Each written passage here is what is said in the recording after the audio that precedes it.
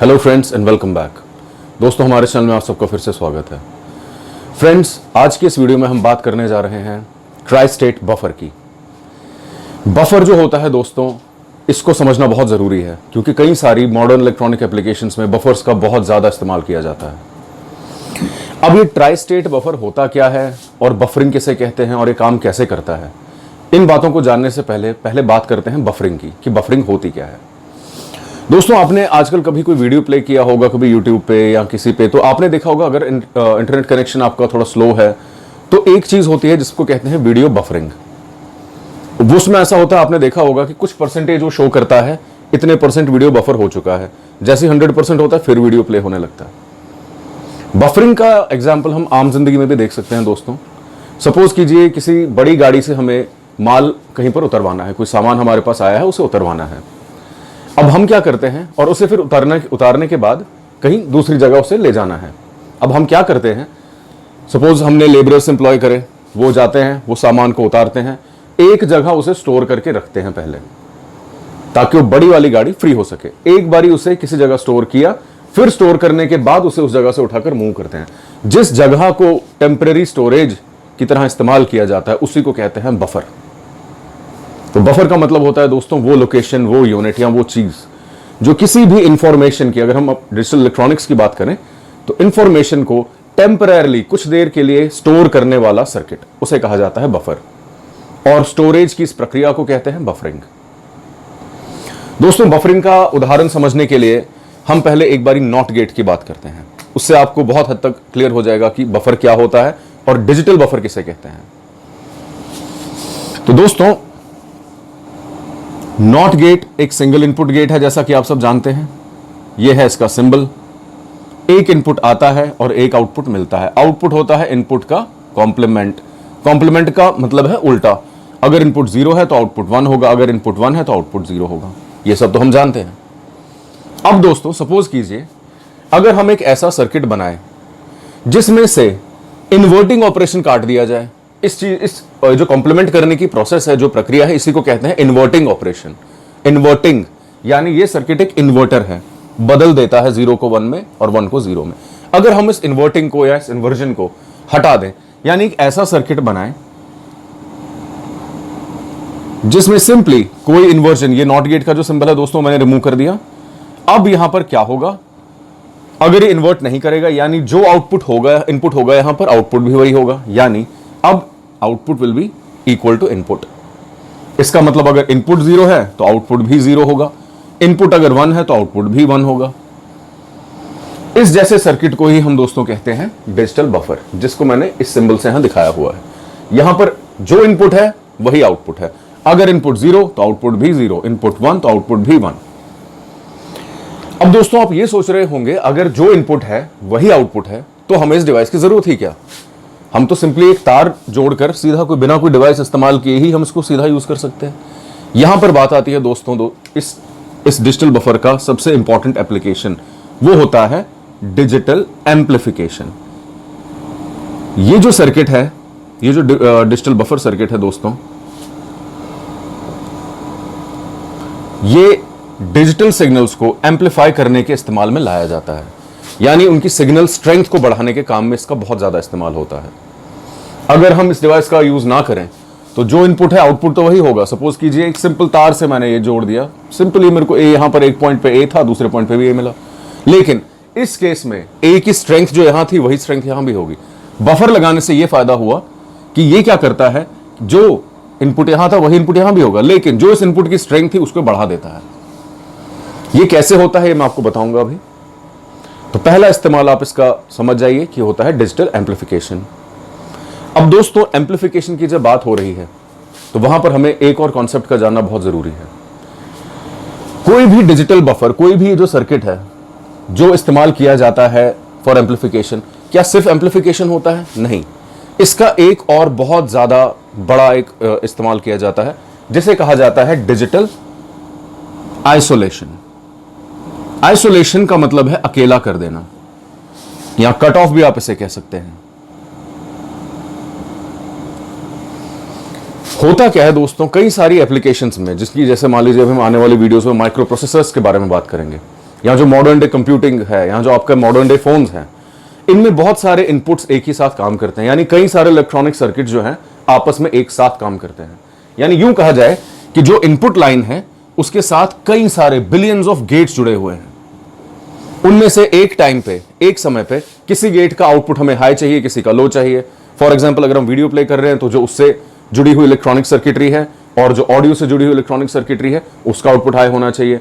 उस टाइम पे बाकी एप्लीकेशंस का आउटपुट लो होना चाहिए। या यूं कहे इतने सारे करोड़ों सर्किट्स जिसमें छोटे छोटे गेट्स लगे हुए हैं, इलेक्ट्रॉनिक गेट्स हैं, इन सब का अलग अलग आउटपुट हमें चाहिए होता है एक ही टाइम पे। वो तब पॉसिबल है दोस्तों अगर एक गेट, सपोज कीजिए एक गेट है, वो दूसरे गेट से आइसोलेटेड हो जाए। तो हम क्या करते हैं, इस आइसोलेशन का मतलब है ये दोनों एक दूसरे से डीकपल हो जाए। डीकपल मतलब अलग अलग हो जाए, जुड़े ना रहे। यानी हम वायर तो एक ही यूज करेंगे, जिससे मान लीजिए एक गेट उठाया, दूसरा, तीसरा, चौथा, पांचवा, ऐसे करते करोड़ों गेट्स हमने उसी पर कनेक्ट किए सपोज कीजिए। लेकिन जो इनके आउटपुट्स हैं या जो इनके इनपुट लाइंस हैं, इन्हें हमें जरूरत होती है एक दूसरे से अलग अलग करने की। उस जगह हम इस्तेमाल करते हैं बफर को, डिजिटल बफर। अब दोस्तों यहां पर एक और बात आती है जिसे कहा जाता है फैन आउट और फैन इन। फैन आउट और फैन इन क्या होता है वो देखिएगा। कोई भी बफर जो है, बफर की एप्लीकेशन तो आप समझ गए कि एम्पलीफिकेशन के लिए भी इस्तेमाल किया जाता है और आइसोलेशन के लिए, यानी अलग अलग गेट्स को एक दूसरे से अलग करने के लिए भी। अब ये जो डिजिटल बफर है दोस्तों, इसमें आउटपुट जो है, देखिए हर कोई इलेक्ट्रो आउटपुट जो होगा इसका, वो हमें बाकी सारे गेट्स को या बाकी सारे सर्किट्स को फीड करना है। कितनी इसकी आउटपुट की करंट कैपेसिटी है, या यूं कहें कि इसके आउटपुट के साथ हम कितने आगे गेट्स जो है वो जोड़ सकते हैं, उसे कहा जाता है फैन आउट। यानी इसकी आउटपुट करंट जो होगी, इसकी लोड करंट, उसको ड्राइव करने की, उसको चलाने की क्षमता, उसे कहा जाता है फैन आउट। अब इसी तरह से अगर किसी बफर में फैन आउट है तो उसके साथ एक और चीज होनी चाहिए जिसे कहा जाता है फैन इन। फैन इन का मतलब है अगर ये करंट, देखिएगा फैन आउट का मतलब है कि लोड करंट ये कितनी चला सकता है। अगर ये लोड करंट कितनी ड्राइव कर सकता है उसे कहा जाता है फैन आउट। तो फैन इन होता है दोस्तों कि इसमें कितनी सारी इनपुट करंट दी जा सकती है, यानी करंट सिंकिंग, जिसे करंट सिंक हम कहते हैं इंजीनियरिंग की भाषा में। करंट सिंकिंग कितनी दी जा सकती है इसके इनपुट में, यानी इन शॉर्ट इसके इनपुट साइड में हम कितने सारे गेट्स कनेक्ट कर सकते हैं। क्योंकि ये सारे के सारे इलेक्ट्रॉनिक सर्किट जो हैं दोस्तों रहते तो एक दूसरे से कनेक्टेड हैं, तो उसे कहा जाता है फैन इन। तो अब फैन इन और फैन आउट की बात हमने की। अब दोस्तों हम देखते हैं ट्राई स्टेट बफर। अब तक हमने एक सिंपल डिजिटल बफर का एग्जांपल देखा था। ट्राई स्टेट का मतलब होता है दोस्तों 3 स्टेट्स। ट्राई का मतलब है 3, स्टेट का मतलब है आउटपुट क्या है, या 0 है या 1 है या क्या है, the state of the output, किस कंडीशन में आउटपुट है। तो ट्राई स्टेट बफर एक ऐसा डिजिटल बफर सर्किट है जो 3 स्टेट्स हमें देता है। वो 3 स्टेट्स क्या होती हैं आइए देखते हैं दोस्तों। सबसे पहले एक बफर जो होता है डिजिटल बफर, ये काम कैसे करता है। काम आपने देखा कि जैसा हमने इनपुट दिया, कुछ देर तक इसने सिग्नल, टेम्परेरी स्टोरेज याद रखिएगा, कुछ देर तक इसने उसको स्टोर करके रखा, फिर आगे पास ऑन किया। यानी कुछ देर तक इसमें कैपेबिलिटी होती है बाकी सर्किट्स को एक दूसरे से आइसोलेट करने की, अलग कर देने की, जिसके बारे में हमने अभी बात की। इसी डिजिटल बफर में दोस्तों अगर हम एक इनेबल पिन जोड़ दें तो काम कुछ इस तरीके से होगा। ये आप एग्जाम्पल ए और बी देखते हैं। पहले एग्जाम्पल ए की बात करते हैं। इस केस में दोस्तों ये जो इनेबल पिन है, सपोज कीजिए ये 0 है, तो ये आप इक्विवेलेंट सर्किट एक तरह से मैंने आपको एक स्विच जैसा बनाकर दिखाया है कि यहां आप देख सकते हैं ये जो इनपुट है ये आउटपुट से अलग है। ये अलग ही रहेगा, क्यों? क्योंकि जो इसके साथ इनेबल पिन जुड़ी है वो 0 है। यानी अब ये आप बिल्कुल उसी तरीके से हमने बात की जैसे दोस्तों फ्लिप फ्लॉप्स में, लैचेस में बात कर चुके हैं कि जब इनेबल लो होता है उसका मतलब है इनपुट और आउटपुट का कनेक्शन ही नहीं है।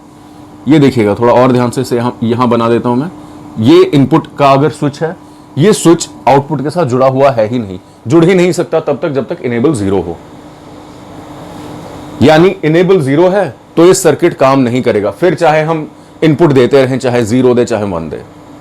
और दूसरा example figure B, enable pin जब 1 है या हाई है, उस केस में इनपुट जुड़ जाता है आउटपुट से, यही होता है काम इनेबल पिन का, या क्लॉक पिन जैसे हम कहते हैं, इसका काम यही होता है। तो हमने एक डिजिटल नॉर्मल डिजिटल बफर में अगर इनेबल पिन दे दी तो ऐसा नहीं होगा कि इनपुट जो है वही आउटपुट होगा, बल्कि क्या होगा, इनपुट का असर तब पड़ेगा जब इनेबल 1 होगा। जब ऐसा होता है तो ये इसी डिजिटल बफर को दोस्तों हम कहते हैं ट्राई स्टेट बफर। यही होता है ट्राई स्टेट बफर। यानी इस केस में इनपुट अलग था एक दूसरे से, इस केस में इनपुट जुड़ गया। जब इनपुट जुड़ गया, अब अगर इनपुट 0 होगा यहां तो आउटपुट भी 0, क्योंकि अब इनपुट का फर्क पड़ेगा, असर पड़ेगा। पहले तो था ही नहीं, पहले तो अलग था, फिर चाहे इनपुट 0 होता 1 होता, आउटपुट हमें कुछ भी नहीं मिलता, सर्किट काम नहीं करता। लेकिन जब ये इनेबल 1 होता है तो ये जुड़ गया इससे। अब अगर ये 0 है इनपुट तो आउटपुट 0, क्योंकि है तो ये बफर, जो इनपुट होगा वही आउटपुट, और अगर इनपुट 1 होगा तो आउटपुट भी 1 होगा। तो ये होता है दोस्तों basic operation of a buffer. इस बारे में और डिटेल में हम बात करेंगे अपने अगले वीडियो में, और आपको बताएंगे अलग अलग तरह के कितने प्रकार के ट्राई स्टेट बफर्स होते हैं और वो किस तरीके से ऑपरेट करते हैं। तो दोस्तों उम्मीद है आपको आज का हमारा ये वीडियो इंफॉर्मेटिव लगा होगा। अगर आपके मन में कोई भी क्वेश्चन है, कोई दुविधा है इस कॉन्सेप्ट को लेकर या इससे प्रीवियसली डिस्कस्ड किसी भी कॉन्सेप्ट को लेकर, तो नीचे कमेंट्स में जरूर लिखिए, उसका उत्तर देने में हमें बेहद खुशी होगी। कृपया हमारे चैनल को लाइक और सब्सक्राइब जरूर कीजिए। Thank you.